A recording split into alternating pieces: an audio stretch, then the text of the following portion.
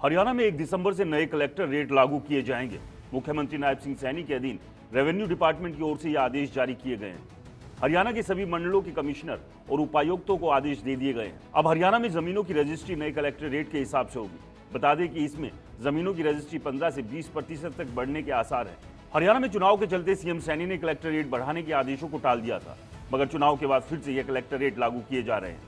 प्रदेश के पूर्व सीएम मनोहर लाल खट्टर ने अपने कार्यकाल के दौरान निर्देश दिए थे कि कलेक्टर रेट बढ़ाने से पहले जिलों में मार्केट वैल्यू का पता करना जरूरी है। इसी आदेशों पर उपायुक्तों ने कलेक्टर रेटों को लेकर सर्वे कर मार्केट वैल्यू के हिसाब से रेट तय किए।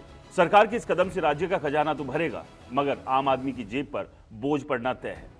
हरियाणा में एनसीआर के तहत आने वाले जिलों में सबसे ज्यादा कलेक्टर रेट बढ़ाने का प्रस्ताव आया है। इसमें रोहतक, गुरुग्राम, फरीदाबाद, पलवल, बहादुरगढ़, सोनीपत, करनाल, पानीपत जिले शामिल हैं। यहाँ के जिला प्रशासन की ओर से 20% तक कलेक्टर रेट बढ़ोतरी के प्रस्ताव भेजे गए थे।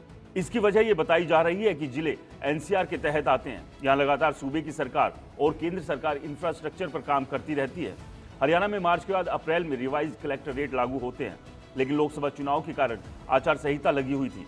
इसी के चलते कलेक्टर रेट लागू नहीं किए गए। आचार संहिता हटते ही जिलों में रिवाइज कलेक्टर रेट के प्रस्ताव रेवेन्यू डिपार्टमेंट के पास भेजे गए, जिसकी मंजूरी के लिए फाइल सीएम सैनी के पास पहुंची, लेकिन सीएम सैनी ने कलेक्टर रेट बढ़ाने के प्रस्ताव को मना कर दिया।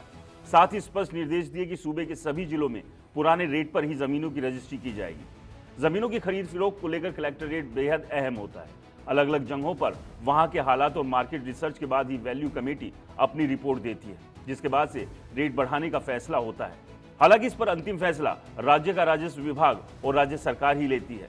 रेट तय होने के बाद में उससे कम में जमीन की रजिस्ट्री आदि नहीं हो सकती है। ये रेट निर्धारित होने से पहले इसमें बड़ा गोलमाल और खेल हुआ करता था, जिस पर कलेक्टर रेट निर्धारित होने के बाद से काफी हद तक रोक लग गई।